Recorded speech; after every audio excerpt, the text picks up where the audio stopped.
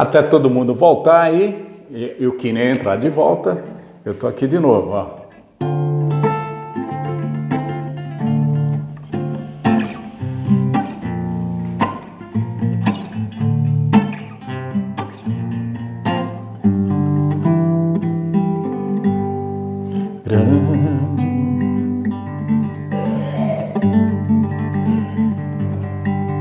É o Senhor, hino digno de louvor,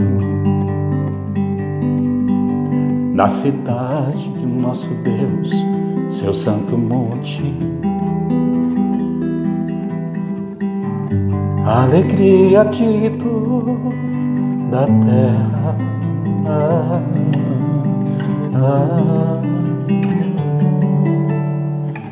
Grande é o Senhor em quem nós temos a vitória e que nos ajuda contra o inimigo. Por isso diante dele nos prostramos.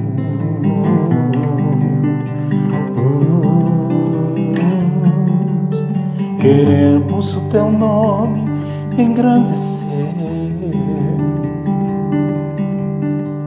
e agradecer-te.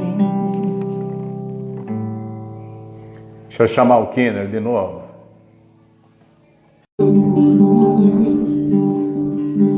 Pois só tu és o Deus eterno sobre toda a terra e céu. Oh.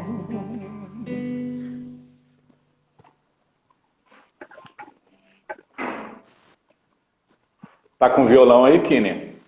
Tenho violão aqui. Vou pegar aqui.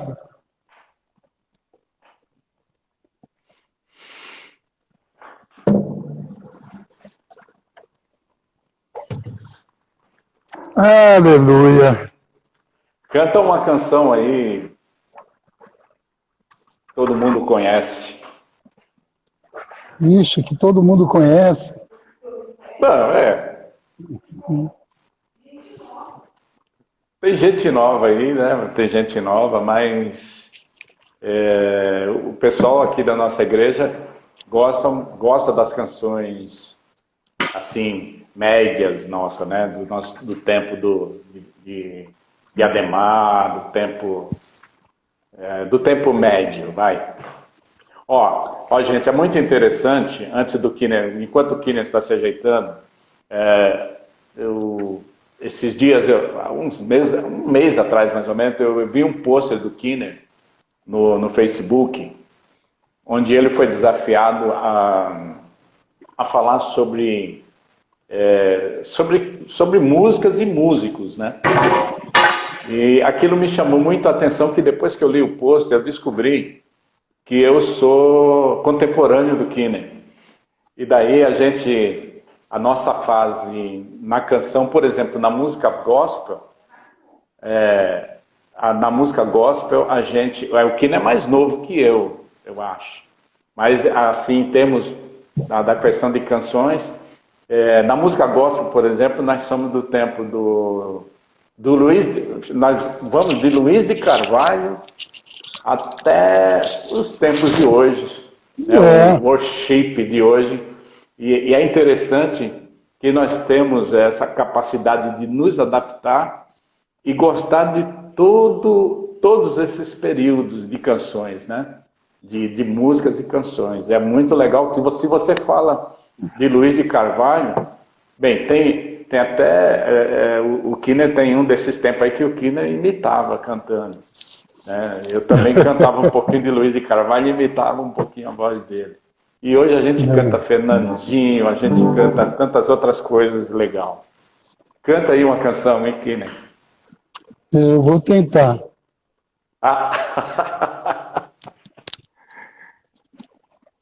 Ele vai tentar, gente. Olha, vou falar, viu? Não, eu não sei se o violão vai sair, se vai ter som. Tá saindo.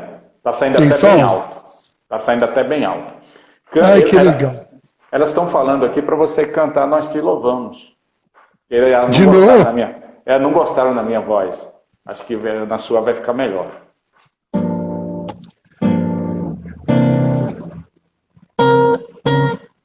É? Vamos lá.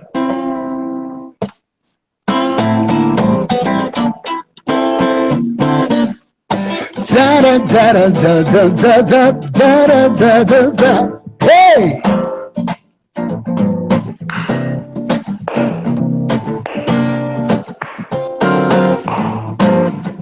Nós te louvamos e te exaltamos, agora e sempre vamos te adorar. Nós te louvamos e te exaltamos, agora e sempre vamos te adorar. Digno de honra, digno de glória, não há Deus além do Senhor. Digno de honra, digno de glória, ao te levar em louvor. Nós te louvamos e te exaltamos, agora e sempre vamos te adorar. Nós te louvamos e te exaltamos, agora e sempre vamos te adorar. Santo, santo, santo, santo, santo, santo, não há Deus além do Senhor. Não, não há. Santo, santo, santo, santo, santo, alto elevado em louvor. Nós te louvamos e te exaltamos, agora e sempre vamos te adorar. Agora e sempre vamos te adorar. Agora e sempre vamos te adorar. Agora e sempre vamos te adorar. Gente, não é o Ed Mota puro? Não. É de Mota de Jesus, isso que é legal, né, meu? Muito Amém. Show, muito show. Cara com uma voz dessa, com uma categoria dessa, que eu estava contando uma história aqui a respeito de nós dois, quando você produziu o disco da banda Júbilo, né, que a gente estava enroladíssimo e não conseguia ir para frente nem para trás, travamos e você apareceu, mandado por Deus, e foi lá e nos ajudou e produziu o CD, e o CD saiu. Mas tem um negócio, uma história engraçada no meio dessa história, que a gente sentado lá conversando, aí eu falei com você quantas músicas eu tinha composto, eu e Josué, né?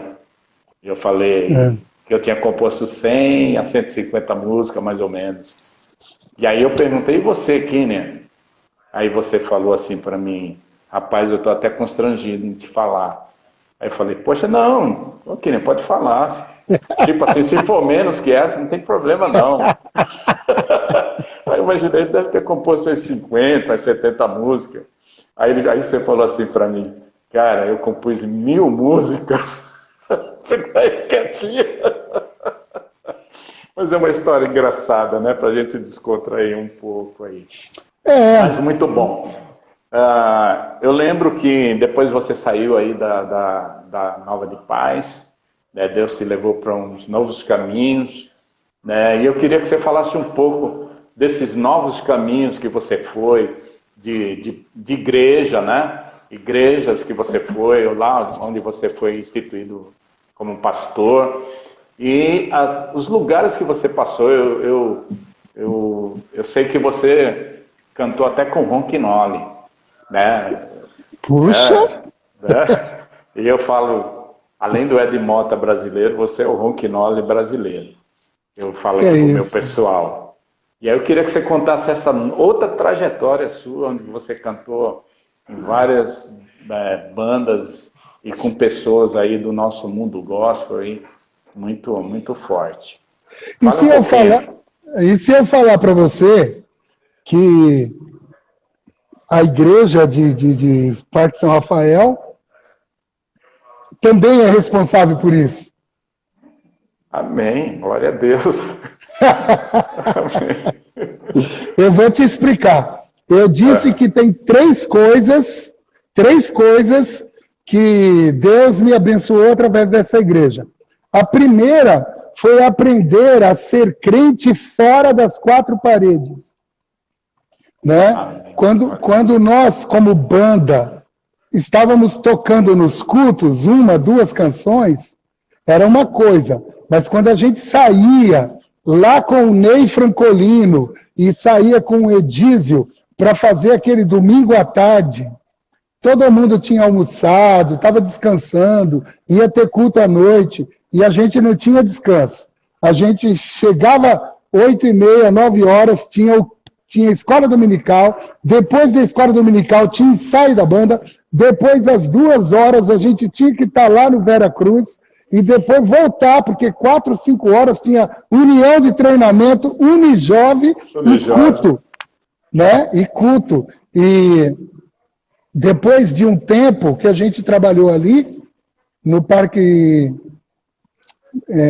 no Jardim Vera Cruz, a gente não podia continuar, né? O Ney também não podia continuar, então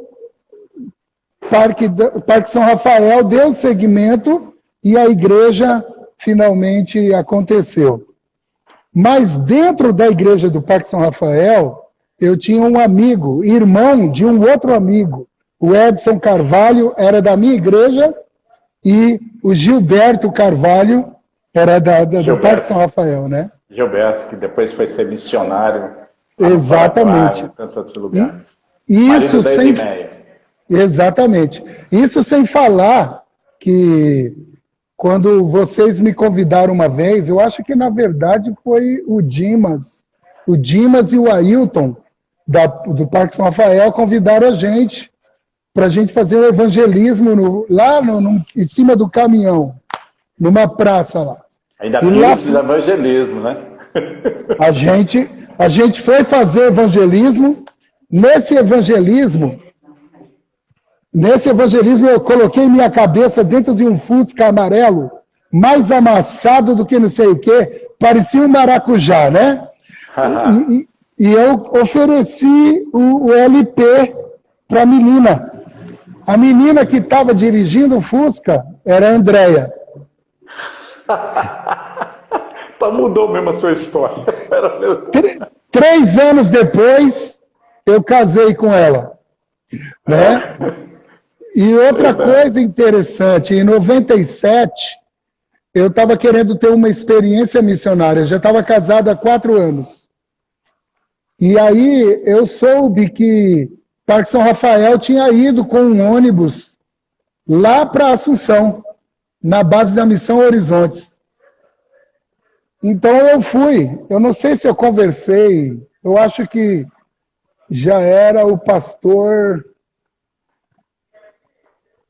Freire, era o Freire. O Edson Freire. Exatamente. E aí eu conversei com ele, né? E depois disso, o pastor Nelson está falando que dessa história ele não sabia. Ele não sabia, é verdade. Né? Ou foi com o pastor Nelson? Acho que foi com o pastor Nelson que eu conversei. Sobre missões, sobre ter ido, como ir lá para o Paraguai. E conversei com o Gilberto. Em 97, nós enchemos um ônibus na Novas de Paz e fomos até o Paraguai. Foi minha primeira experiência assim, transcultural e, de alguma forma, missionária. Em 98, fomos de novo fazer impacto no Paraguai. E depois disso, a gente fez... Eu passei mais, em setembro, 20 dias na casa do Gilberto e da Edmeia. Isso mudou muito minha perspectiva. Mas agora eu vou te responder a pergunta. Na primeira vez, em 97, quando eu estava lá, a gente ensaiou as músicas do Marcos Witt. All about me, né? All about me, né? Ou então, cara, como que é? Poderoso, pararam, Não, a gente tirou aquelas músicas todas. E a gente foi para o Paraguai, para Assunção, cantando espanhol, achando que estava abafando. Mas estava muito bom mesmo. Estava bom. Agora, veja que incrível. O Gilberto dividiu a gente em algumas igrejas. Em 4 dias, a nossa equipe visitou 7 igrejas. No sábado, eu dei uma visita numa igreja chamada Maranata, em Assunção. E lá naquela igreja aconteceu uma coisa muito legal. Alguém está perguntando se você tomou tererê. É a missionária Rubenita. Tomou tererê? Tomei tererê. E olha, eu viajei de Assunção para Pedro Oviedo, numa região dos índios chamada Laranjito. E lá a gente não toma só tererê frio, a gente toma tererê quente também. Porque faz muito frio, era chuvoso, eles usam água quente no tererê também. Aí toma um tererê meio chimarrão. Não é chimarrão, mas é um tererê quente. Como se fosse. Fica bom também. Tomei tererê, sim. E aí lá estamos nós, né, no Paraguai, na igreja Maranata, em Assunção, quando, de repente, depois do louvor, né, que a gente canta todas as músicas, e a gente senta, começa, então, um missionário argentino estava presente naquele dia, e ele era o pregador. Lá estamos nós, então.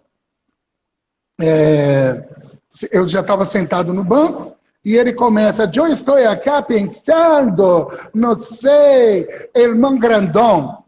O que és acá, irmão grandão? E ele começou, o que esse irmão está fazendo aqui, esse irmão grandão? E começou a falar, e eu falei, meu Deus, já vai pegar no meu pé. E aí ele começou a falar algumas coisas. E Deus me respondeu. E eu vi um grande cenáculo. E eu vi nesse cenáculo muitas pessoas, as pessoas de todo mundo. Uau. E sabe quem estava lá, irmão grandão? Aí eu pensei, puxa, quem estava lá? Porque foi tão engraçado que, aí acredite quem quiser, tá? Conforme ele ia falando, parecia que eu ia vivendo um filme na minha cabeça. Então eu via como se eu estivesse num tipo de um estádio. E, gente, sabe quando você está no meio da galera, entrando, aí passa um falando árabe, vestido em árabe, passa outro todo colorido, falando fala outro, aquele monte de gente de tudo que é lugar. E aí eu fiquei assim, puxa. E ele falou, você estava lá, irmão grandão. E aí eu me vi no meio daquela plateia. Né? Aí ele falou, sabe quem era o diretor de louvor e adoração? Eres tu. Aí eu pensei assim, poxa, Marcos Witt, né? Marcos Witt, finalmente vou ver Marcos Witt. Aí ele falou assim, não, eu pensei, não, Ron Kenoly, eu amo Ron Kenoly, quero ver Ron Kenoly. Fiquei pensando, né? Alves Lauter, já pensou se for Alves Lauter? Praising! Aí eu falei, não, quero ver os caras. Aí ele falou, tu eras irmão grandão. Olha. Quando ele falou, tu eras, cara, isso foi em 97, antes de Matrix. Mas aconteceu aquele efeito Matrix. Na minha cabeça, eu estava na galera, estava na arquibancada, de repente fez assim, e eu me vi com um violão assim, no centro daquele palco, para cantar para todas aquelas pessoas. E aí ele começou a dar um recado de Deus em português, mas um português limpo, sem sotaque. Uma coisa assim foi muito marcante.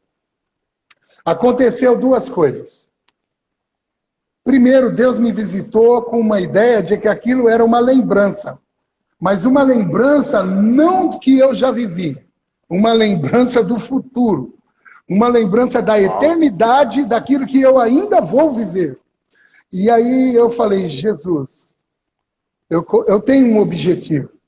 O Senhor vai me levar para esse lugar. Então, tudo que eu comecei a fazer na minha vida depois disso foi pautado nessa visão. Deus vai me levar ali. Então, eu fui norteado ali no Paraguai com aquela palavra profética daquele missionário argentino ali na Igreja Maranata em Assunção. Quando eu voltei para o Brasil, eu fiz uma oração. Falei, Senhor, já tenho 31 anos, né? Era 97, acho que era isso mesmo. 31 anos. Então, já faz...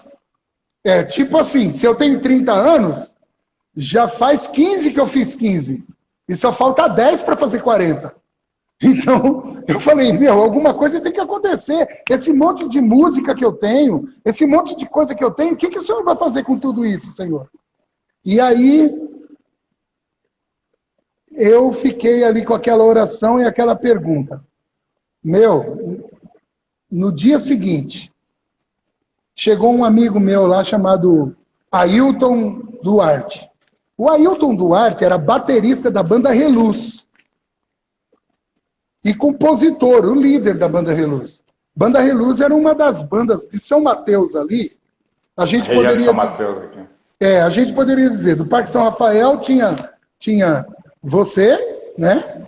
Tinha o Ailton, e em São Mateus tinha eu, o Samuel Odierna e o Ailton. Samuel Odierna da banda Carlos. E o Alexandre Danir era desse tempo aí ou não? O Alexandre era o nosso tecladista, né? O Alexandre era tecladista, era meu companheirão, era meu amigo, era aquele que estava junto, a gente sonhava junto todas essas coisas, né? E... ele, com certeza, muita coisa do que aconteceu não teria acontecido se ele não tivesse junto. Mas essa época já era uma época em que ele estava se preparando como pastor, já estava vivendo uma outra realidade, né? E eu ainda estava na Novas e Paz. E aí o que aconteceu? Eu comecei a orar, Deus no outro dia me mandou o Ailton, e o Ailton me fez uma proposta, mais ou menos igual você fez com a Júbilo. Nós estamos com um CD lá, estamos com um problema, e a gente quer que você vá lá nos ajudar. A gente não tem dinheiro. E aí lá fui eu, para o Church Music. O Church Music era o estúdio da Aliança. Ele estava gravando o CD lá. Quando eu cheguei no estúdio, quem era o produtor? Woody, Márcio de Carvalho, que é chamado Woody Allen, que era o tecladista, o primeiro tecladista da primeira formação do Oficina G3. Meu Deus.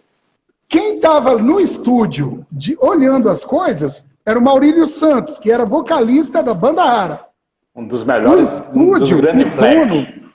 o dono do estúdio era o Cebolinha, que era o guitarrista da Banda Kadosh. Meu Deus.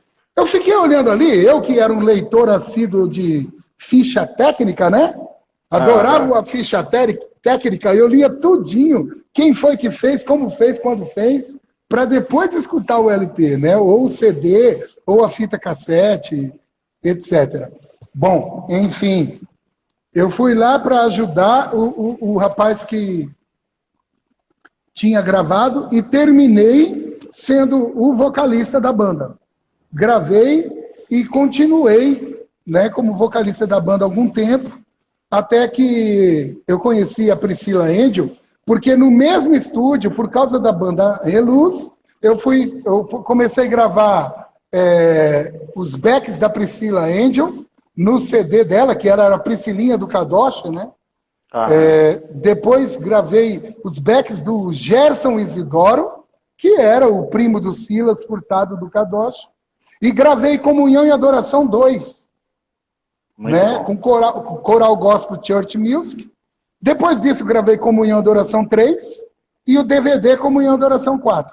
E aí disparou essas coisas aí, né? Que a gente acha que é uma coisa inusitada. Para a gente era pessoas que a gente admira, mas Deus me colocou nesse meio, aí eu comecei a gravar com esse povo. Quando eu vi que não, eu estava gravando o Renascer Praise, aí o Esdras me chamou. Qual foi o Renascer Praise que você gravou, Kenny? Eu gravei o 7. O 7. Tá. É o de Israel. Lembra de alguma música lá que tocou? Com a dor ou angústia, né? Lembra isso aí? É olhar com os teus olhos. Agora, aqui eu solei. É aquela, como vou explicar, nada dá para entender, tem Jesus em sua vida para eu entender.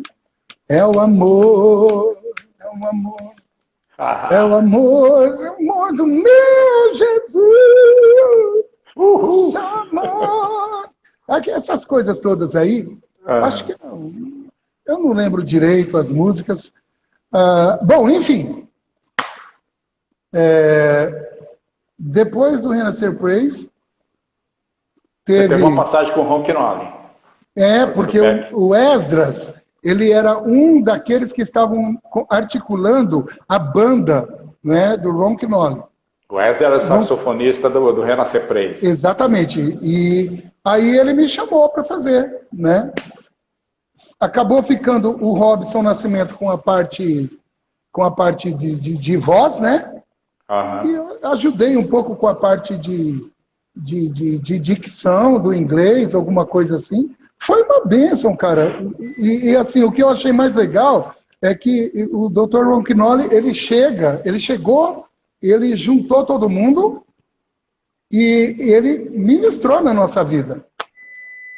E ele disse, eu tenho cuidado aonde eu vou de equalizar aqueles que vão ministrar comigo. Eu peguei esse hábito, né? Eu aprendi com ele. Então, eu peguei esse hábito. Infelizmente, tem gente que me acha metido, tem gente que me acha... Eu só sou criterioso. Eu não canto com qualquer um, não toco com qualquer um, não precisa ser bom para cantar comigo, mas também, se for bom e não tiver coração, não ministra comigo.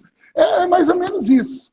Porque eu aprendi com quem eu admirava. E ele chegou e falou, eu quero que vocês pensem assim e vocês ajam assim, porque eu cuido do meu ministério. Eu chego no meu ministério na China e profetizo. Eu chego no meu ministério na Malásia e profetizo. Eu chego no meu ministério na Coreia e profetizo. Então eu não posso permitir que o meu ministério tenha brechas por aqueles que eu admito. Se o critério do meu ministério é santidade, então aqueles que estão comigo e são os meus aliados e parceiros no palco também tem que ter a mesma santidade. Então, cara, como não adotar esse critério recebendo de quem eu recebi, né? E aí ele ministrou na nossa vida, orou pela gente e a gente fez 2 shows do We Offer Praise, né?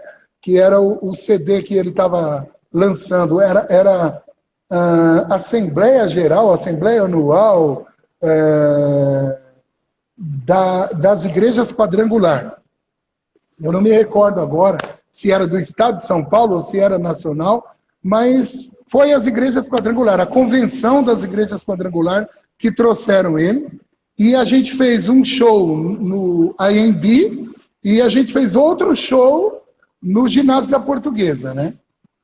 E no Ginásio da Portuguesa aconteceu uma coisa muito legal, né? Ele estava cantando Holy, Holy, Holy, né? Falando God Almighty. Aí de repente ele fez assim, you, apontou aí para mim, e eu estava lá no back, lá no fundo. Aí eu falei, me? E ele, yeah, come on. A coisa pra gente fica em câmera lenta no negócio. Né?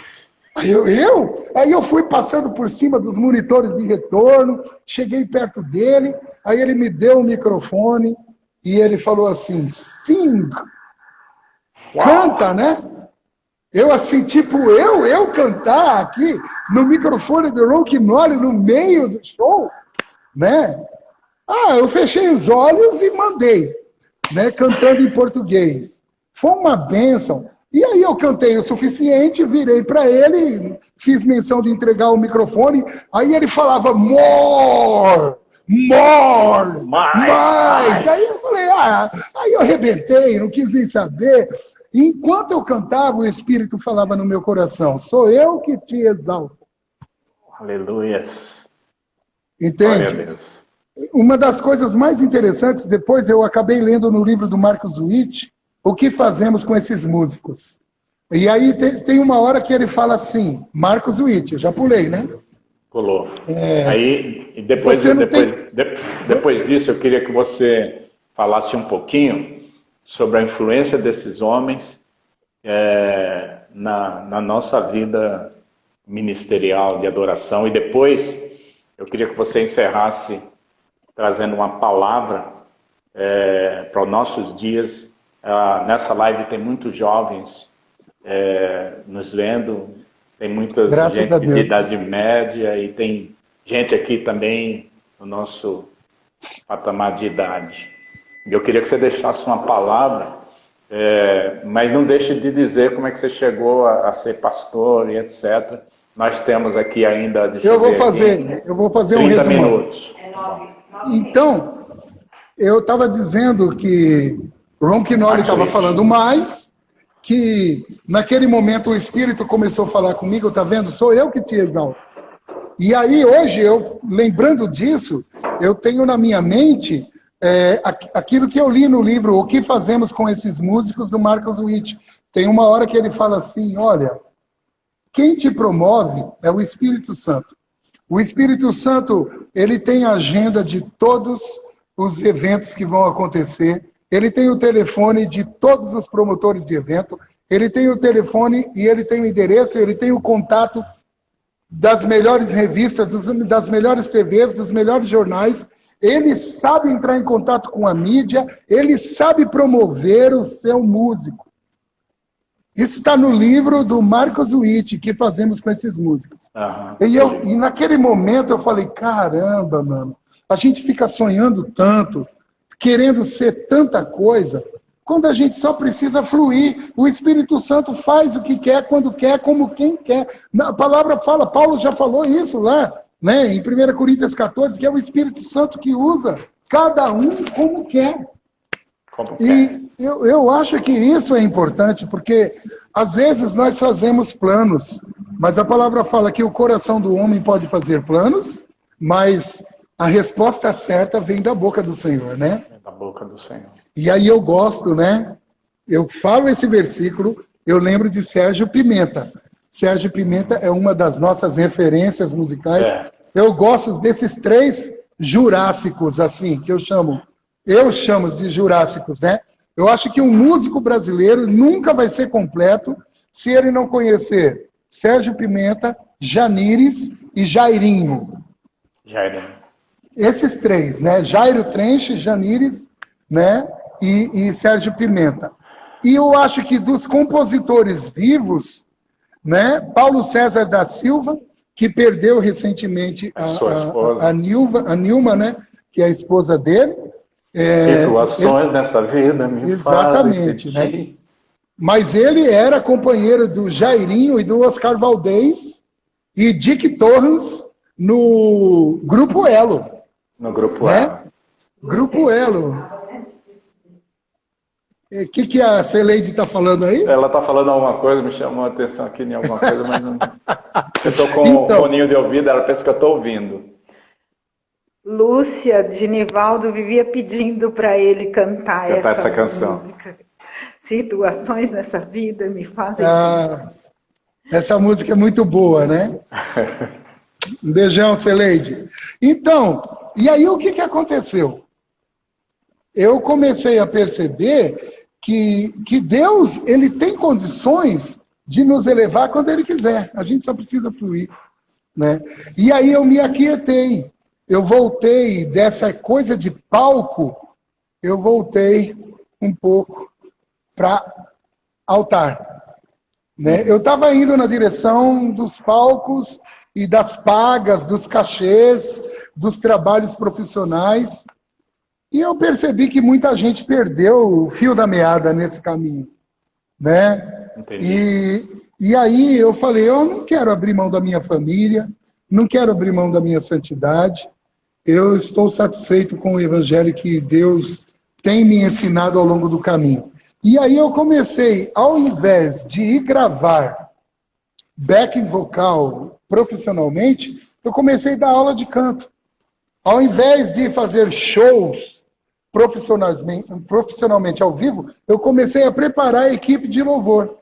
Então eu fui preparar equipes de louvor, fui dar aula de canto, aluguei uma casa que tinha um tipo de um porãozão lá no fundo, montei o meu espaço, dei aula para muita gente boa, que hoje inclusive para mim, né? Não sou bom, mas... eu dei aula para gente que hoje está na mídia, graças a Deus, fluíram, e eu estou muito feliz com os meus frutos, né? Mas eu continuei no altar, porque eu comecei a perceber que a adoração não é um meio pelo qual eu cresço. A adoração é o meio pelo qual eu levo Deus crescer. Amém. É tudo para Ele, né? Por Ele, para Ele. Então, a gente tem que perceber que tem muita gente hoje querendo crescer em cima da música. É lógico que agora começou a ideia de que uma coisa é música congregacional, outra coisa é música gospel, né? Que a música gospel é a cultura evangélica. E que música congregacional é aquilo que se adapta ao culto. Isso aconteceu porque muita gente desvirtuou o altar do seu coração, né? Eu não estou dizendo que é errado você se divertir e ter músicas que dizem mais respeito a isso, ou músicas que falam de amor, músicas que falam da vida, músicas que falam da natureza, do verde, porque tudo é obra de Deus, né? Mas eu acho que abrir mão da perspectiva de adoração para fazer música é muito perigoso. Porque é isso que acontece no mundo. Então, às vezes eu percebia nas minhas composições a minha intenção de me aproximar de alguém que estava na mídia, nas FMs. Na minha época, eu gostava de rock, então tinha 97 FM, né? Mas quando eu curtia um pop, tinha Transamérica, tinha Cidade, tinha Jovem Pan, que era o que a gente curtia naquela época, né? Década de 80 principalmente. Então, a gente acompanhava tudo. Eu acompanhava Rock in Rio, outras coisas acontecendo no mundo inteiro. Eu acompanhava tudo, porque era o que eu gostava de ouvir e eu não encontrava muita coisa igual na música evangélica. Até que um dia, um amigo meu, chamado Clóvis Pinho, não Clóvis Pinho, não Clóvis Pinho. Peraí, eu errei o nome. Clóvis Pinho é do Preto no Branco. Preto no Branco. Quando eu estava saindo do Renascer, ele estava entrando ainda. É Clóvis, mas não é Pinho, não. Não é Pinho, é um Clóvis. Era Clóvis. Esse rapaz falou o seguinte: meu, por que você não dá um pulinho lá no Cats Barné? Eu falei, Cats o quê? Cats Barné. Não, Cats Barné. Eu falei, Cats Barné é lá onde os hebreus protelaram em relação à Terra Prometida, queriam apedrejar Josué e Caleb. Por causa disso, andaram 40 anos no deserto. Ele falou, tem uma banda com esse nome. E aí ele me deu o endereço, eu fui parar lá numa segunda-feira. E ali eu comecei a ver o evangelismo fluindo através do rock, as bandas acontecendo. Eu falei, cara, o que eu faço lá com a banda Merck não é uma coisa fora do contexto. Eu só não conhecia as outras coisas, né? Eu não conhecia os outros. Mas Deus estava fazendo a mesma coisa em vários lugares. Aí eu fui conhecer Tio Cássio, aí eu fui conhecer a Terça Gospel, aí eu fui conhecer o Reduto lá da Banda Rara, que era o Pedra Viva. Aí eu fui conhecer também ali na Renascer, Lins, né? Antigamente era na Lins. E tudo isso foi crescendo, me levou a muitos outros lugares, mas me manteve no altar. E foi isso que me levou, preparando grupos, a dar palestra para esses grupos, né? Porque a gente tem que corrigir o foco. O músico geralmente pensa o seguinte, ele está na igreja, tocando na igreja, quer tocar muito, e depois ele quer ir tocar no mundo para ganhar dinheiro. Essa é a lógica do músico de igreja. Ele quer ficar famoso e ganhar dinheiro. Com cantor famoso, tudo bem. Eu tenho muitos amigos, né, que estão aí cantando com vários cantores. Né? Não estou dizendo que isso é ruim. Profissionalmente, musicalmente, isso é interessante. Mas ministerialmente, isso acaba afetando. Acaba afetando. Então, a pessoa tem que ver se ela foi chamada para um ministério de altar ou se ela foi chamada simplesmente para ser um músico profissional. O músico profissional, ele vai tocar qualquer música, ele está tocando por dinheiro. Agora, o músico que foi chamado para o altar, ele não pensa em dinheiro, ele pensa em presença. A recompensa do adorador é a presença de Deus. Amém. Né? Então, essas coisas eu precisava falar. E Amém. Eu lembro até o dia que o pastor Edísio me chamou lá na igreja dele. E aí ele falou assim, cara, tem algum problema com você? Eu falei, não, por quê? Ele falou, você está em pecado? Eu falei, graças a Deus não, pastor, eu mantenho minha vida em santidade. E aí ele falou, mas cara, por que você ainda não é pastor? O que está acontecendo? Né? Era aquele tempo em que as pessoas começavam a perguntar, mas era uma coisa que ia fluindo devagar, eu também fugia um pouco disso. A Andréia falava, você é pastor, você vai ser pastor. Tem cara de pastor. Eu falava, Deus que me livre. Deus que me livre. Mas eu vou te dizer, em 2006, isso acabou acontecendo. Eu entendia, em 2006, depois de experimentar um renovo espiritual, no que se diz respeito a implementar batalhas espirituais com a adoração, saber que a adoração não é um meio para crescer, mas é um meio de fazer Deus crescer nas situações, você acaba entendendo que você intercede adorando, que você batalha adorando, que você cria situações adorando, que você cura adorando. Eu costumo dizer que adoração é um treinamento para batalha, sabe? É um treinamento para batalha. Então não tem como, exatamente. Não tem como você ser um adorador e Deus não te usar para manifestar o poder dele. Que adianta você adorar se a sua adoração não ocorre como aconteceu com a adoração de Elias? Se não vem fogo do altar, que diferença tem do nosso altar para o altar de Baal?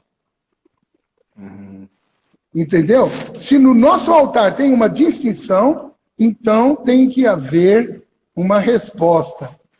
Tem que haver uma resposta. Quando a gente adora, a adoração tem que ser respondida. Deus responde com a presença, Deus responde com a Shekinah, Deus responde com poder, Deus responde com operações e maravilhas. Ou seja, Deus responde à nossa adoração. Glória então, a Deus. Eu acredito, quando se trata de adoração em tempos de pandemia, eu acredito que se os adoradores tivessem atinado a essa situação, talvez essa pandemia já tinha acabado. Eu deixo você pensar aí, enquanto eu reflito. Eu disse que se nós, como adoradores, tivéssemos atinado para essa questão do que podemos fazer e o que Deus espera realizar através da nossa adoração, essa pandemia já tinha acabado. A minha pergunta é, onde estão os adoradores? Olha, eu não sou contra, talvez daqui um mês, você vai ver uma live lá, uma live minha, escrita assim, ó, fique em casa e cante comigo. E aparecendo um código QR lá para você fazer uma doação para alguma entidade, porque tudo é válido. Eu não acho que isso está errado. O que eu acho é que está faltando as pessoas que cresceram através da adoração. Precisa proporcionar uma adoração maior que elas. Nós não podemos, se Deus nos dá crescimento através da adoração, é para que a nossa adoração continue maior que nós. Porque se eu cresço enquanto adoro, significa que a razão do meu crescimento é o Deus que recebe a minha adoração. Se Deus faz com que Elias seja classificado como um profeta que é respondido, não é para que Elias seja acrescido diante do povo. É para que aquela palavra, se é Deus, é Deus. Se é Baal, é Baal. Vocês não podem cochear entre dois pensamentos. No resultado, quando houve fogo, quem cresceu não foi Elias, foi Deus. O povo se arrependeu e o povo retornou a adorar a Deus. Restaurou. Aliás, não haveria fogo ali no altar de Elias se não houvesse restauração. Primeiro se restaurou o altar, depois se molhou, encharcou com água, e depois, então, Deus respondeu com fogo. Eu acredito que precisa haver a restauração do nosso altar. Deus precisa restaurar o altar de muitos dos seus adoradores. Gente que está adorando, pensando em quem está adorando. Está fazendo live pensando em visualização. Meu querido, o que eu estou pensando é o seguinte, essa palavra vai produzir efeito no coração de uma pessoa. Essa pessoa pode ser a pessoa que Deus vai levantar para mudar milhões. Então, eu não tenho que me preocupar com os views, com as curtidas, com os dedinhos para cima, os dedinhos para baixo. Eu tenho que me preocupar se Deus está aprovando aquilo que eu estou fazendo. Se Ele vai se manifestar naquilo que eu estou fazendo. Porque senão, é tudo altar de Baal. De Baal.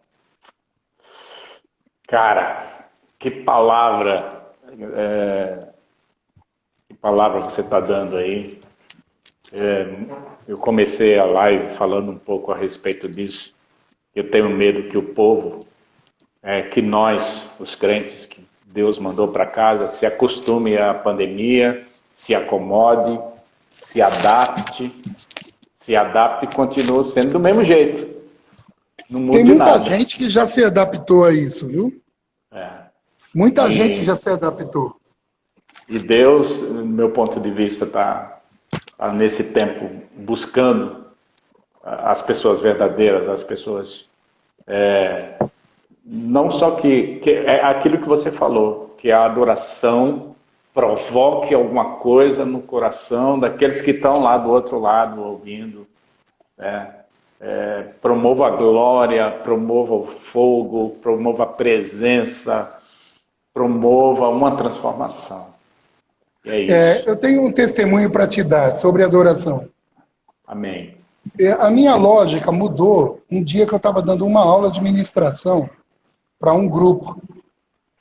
E aí a gente estava reunido, um grupo de louvor. Eu peguei o violão e comecei a tocar.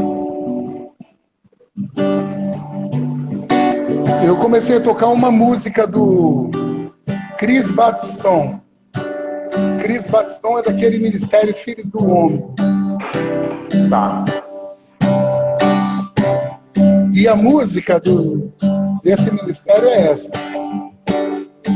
Vem e toma o teu lugar. Vem e toma o teu lugar.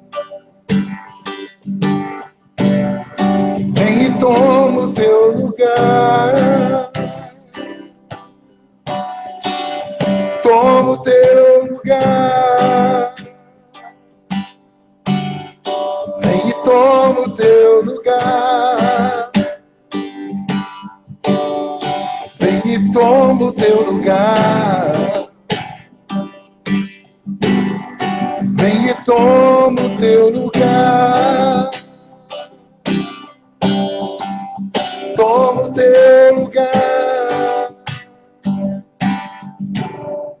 E aí eu comecei a falar com eles o seguinte: olha, você está no altar, você está ministrando para um povo. Mas tem uma coisa que é preciso você entender. Deus não está preso no teu altar. Ele é onipresente. Você tem que entender que é possível que Deus use a tua adoração para fluir em outros lugares. E E qual é a legalidade disso? A legalidade é que você é da terra. Você é alguém da terra clamando, Senhor, vem e toma o teu lugar. Então Deus tem legalidade para tomar o lugar dele em qualquer lugar da terra. Porque um terráqueo está cantando da terra. Vem, Senhor, toma o teu lugar. Isso é legalidade. Sabe? E a gente não usa isso. A gente acha assim, eu preciso estar ali, eu preciso estar no lugar. Não, você não precisa estar no lugar. Deus está no lugar. Uma das coisas mais interessantes que a gente aprende quando a gente está ministrando é que a gente não fica ministrando assim, ó. Olha, você que está aqui na frente, você que está lá no fundo, você que está ali no meio, você que está ali no meio, você que está aqui na frente, você que está aqui do meu lado. Não. A gente coloca a boca no microfone e o microfone espalha. Isso chama-se reportação. Isso quer dizer que quando eu reporto a minha adoração para Deus, a unção que Ele colocou na minha vida, Ele faz essa adoração, por essa unção, chover sobre toda a terra. Aí você fala, onde você encontra esse princípio na Bíblia? Em Abraão. Abraão não podia ter filhos, então Deus colocou nele uma unção de paternidade, para que ele pudesse ser pai. E depois ele disse, você vai ser pai de muitas nações, e em ti todas as nações da terra serão abençoadas. A mesma unção. Aí quando que, você pode perguntar, quando que Abraão, reportou para Deus? Em Carmelo. Quando ele pegou o único filho que ele tinha, a única unção que ele tinha recebido, e estava disposto a sacrificar. Ele direcionou isso para Deus. E Deus, então, ali falou, por causa disso, todos serão abençoados. Glória a Deus. Sabe? E a gente tem que aprender que quando a gente está falando com Deus, Deus é o nosso microfone. E toda a terra está sendo impactada. Então, Deus só precisa de um. Ele só precisou de um Abraão. Ele só precisou de um Noé. Ele só precisou de um Davi. Ele só precisa de um você. Glória a Deus. Né? Eu recebo. E aí, a gente entende que a gente é importante para o plano de Deus. E aí, então, quando todos nós estávamos cantando lá, vem e toma o teu lugar, uma coisa aconteceu. A gente parou de tocar e eu falei assim para eles, alguém quer fazer algum comentário? Todos eles estavam chorando. E aí um falou, olha, de repente eu me vi no meio de um lugar com crianças, eu acho que era África, e o outro chorava e falava, eu estava num lugar assim. Ou seja, a adoração transporta, a adoração arrebata. As pessoas, quando entendem aquilo que Deus quer fazer através da adoração, elas fluem para um novo nível. Porque uma coisa é você fluir numa adoração no natural. Outra coisa é você fluir no sobrenatural. A adoração, então, ela transcende, porque é isso que é. Nós já aprendemos de Deus. Deus, ele não é só imanente, ele não só chega a nós, ele é transcendente, ele nos leva para um novo plano. Ele emana e leva. Então, eu acredito muito que nós precisamos aprender a lidar com esse Deus imanente, que também é transcendente, que nos leva para um novo nível. Então, eu adoro nesse novo nível, entendendo que agora eu estou em Cristo. Uma coisa é Cristo em mim, e eu fluindo, e Cristo tocando nas pessoas com as minhas mãos. Cristo tocando nas pessoas com as minhas palavras. Cristo olhando para as pessoas através dos meus olhos. Isso é Cristo fluindo na igreja. Mas outra coisa é a igreja fluindo em Cristo, como Cristo orou lá em João 17, para que eles estejam em mim como eu estou em ti. Cristo fluía no Pai, e a igreja precisa fluir em Cristo. Quando a igreja entende isso, a gente passa a entender que, assim como a igreja é um meio para Cristo fluir no natural, Cristo é um meio para a igreja fluir no sobrenatural. Glória a Deus. Amém. Então, a gente precisa fazer uma pergunta. A nossa adoração está fluindo no natural ou a nossa adoração vai fluir no sobrenatural? E aí, então, os frutos virão de acordo. Glória a Deus. Bem, estamos chegando ao final aqui, né? Passou 1 hora, cara. Eu nem percebi, cara, só te ouvindo aí. Muito benção, muito benção, muito benção. Estou muito feliz. Ó, nós estamos aqui basicamente encerrando. Esse aqui é o pastor Kinner, meu amigo de muitos anos, homem de Deus, casado com a Andréia, pai da Maressa. Fala aí o nome dos seus filhos. Bom, Maressa, como você disse, faltou a Rebeca, que é a mais velha, e o Caleb, que é o mais novo. E eu tenho o Edson, que é o filho do meu coração, né? Trouxe ele para cá, saiu da minha casa casado, e hoje é pai de 2 lindos filhos, o Bernardo e também a Manuela. E essa é a minha família. Fora os filhos espirituais, né? Fora a igreja, né? Eu tenho uma igreja, tem muitos irmãos aqui, tem o pastor Tiago aqui, que eu vi agora, o Tiago, meu filhão. O Tiago Teodoro é da Quadrangular, daí do Parque São Rafael, foi daí, baterista durante muito tempo. Hoje é pastor da Igreja Batista aqui no Valentim Gentil. Eu vi outros pastores aqui, obrigado pelo carinho. O pastor Kinner é pastor aí em Fernandópolis, é isso? Fernandópolis, na Igreja Batista. 555 quilômetros de São Paulo. Pertinho, logo ali. 7 horas. Eu quero agradecer a todos vocês que estiveram aqui comigo. Eu vi que passaram aqui muitos amigos, muitos irmãos. Eu não consegui dar um oi para todos, mas eu estou dando um oi aqui no geral. Muito obrigado por você estar conosco. Espero que o que Deus ministrou aqui nesse tempo aqui, que nós ficamos juntos, essas 2 horinhas, possa ter causado aí um impacto na sua vida. E se causou um impacto na sua vida, por favor, não fique, não retenha isso. Uma vez eu ouvi do próprio Kino, uma vez ele veio ministrar aqui na nossa igreja. Ele disse que quando Deus ministra na vertical a sua vida, e você ministra na horizontal aquilo que você está recebendo. Então, que você possa estar ministrando tudo isso que você foi ministrado, que Deus falou, sei que Deus falou outros segredos aí do seu coração, que você possa ser um instrumento de Deus para ministrar outras vidas, outras pessoas que estão precisando nesse tempo. Amém. Eu vou orar e aqui nós encerramos esse momento. Deixa eu só agradecer aqui minha esposa, né? Minha esposa que está aqui acompanhando a gente. Tem bastante gente aí acompanhando daqui de Fernandópolis. Não dá para falar o nome de todos, mas eu preciso destacar a Stephanie, que é uma cantora maravilhosa, a Stephanie Gomes, e a minha cunhada, que está lá no Canadá, mas está aqui, né, dando a Miriam, a esposa do pastor Alexandre, e ela falou, você não vai falar de mim, né? Tá falado. Acabei de falar, Miriam.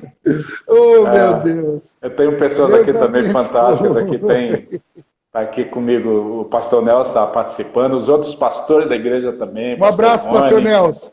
Pastor Nelson, pastor Rony, pastor Michel estava aí conosco também, louvo a Deus pela vida deles.